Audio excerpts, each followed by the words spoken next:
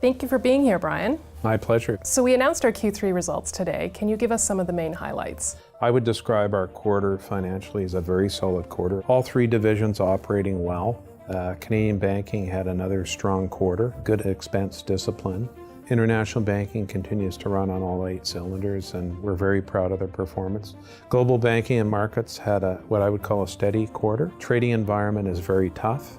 It's been an active period of time for the bank in terms of capital deployments on important strategic investments. We've added another wealth management acquisition. That's the acquisition of MD Financial. What was the Street's reaction to that deal, and how does MD Financial fit into the bank's longer-term acquisition strategy? We'd looked at the asset, we admired the business model for a long period of time. So when the process started, we knew that this was an acquisition we wanted. It ties in nicely with the Jarislowsky-Fraser acquisition we made earlier this year, but also with the Canadian banking goal of growing its primary customer base by 1 million new customers. Will become the 3rd largest asset manager in the country and largest in the private investment council space, which is a very important growth engine for the bank going forward, and obviously really important for our customers.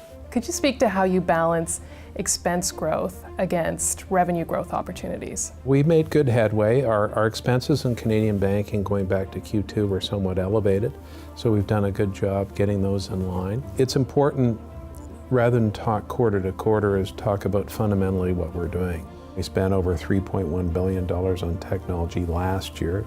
The number this year will be even higher than that. That's really important to digitize the bank, make it easier for our employees to service our customer base, and with that should come the benefit of lower costs. There's an increased regulatory spend on things like anti-money laundering, AML, and that means we have to, be prudent about how we manage the costs throughout the rest of the bank. And I think we're doing a good job of adjusting to that and getting the right rhythm of our expenses. And there were elections in Mexico and Colombia recently. Can you speak to the bank's outlook? Given the economic, social development of these countries, it's a very important time. I'm going down to see both President-elect in Mexico and the new president in Colombia in the next month. The conversation will center around economic and structural reforms, getting more people into the middle class, getting people into the formal economy, infrastructure spend, significant things that will provide sustainable economic growth in those countries. And we play a big role because we're an important part of the economic fabric and we're an important part of the social fabric.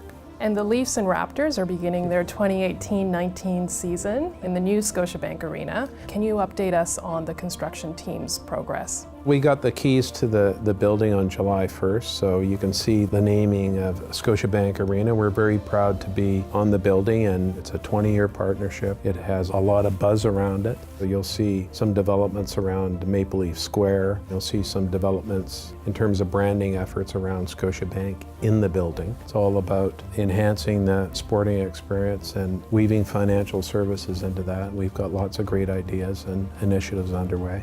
Thank you for joining us today, Brian. It's been a pleasure as always, and thank you for what you do for the bank.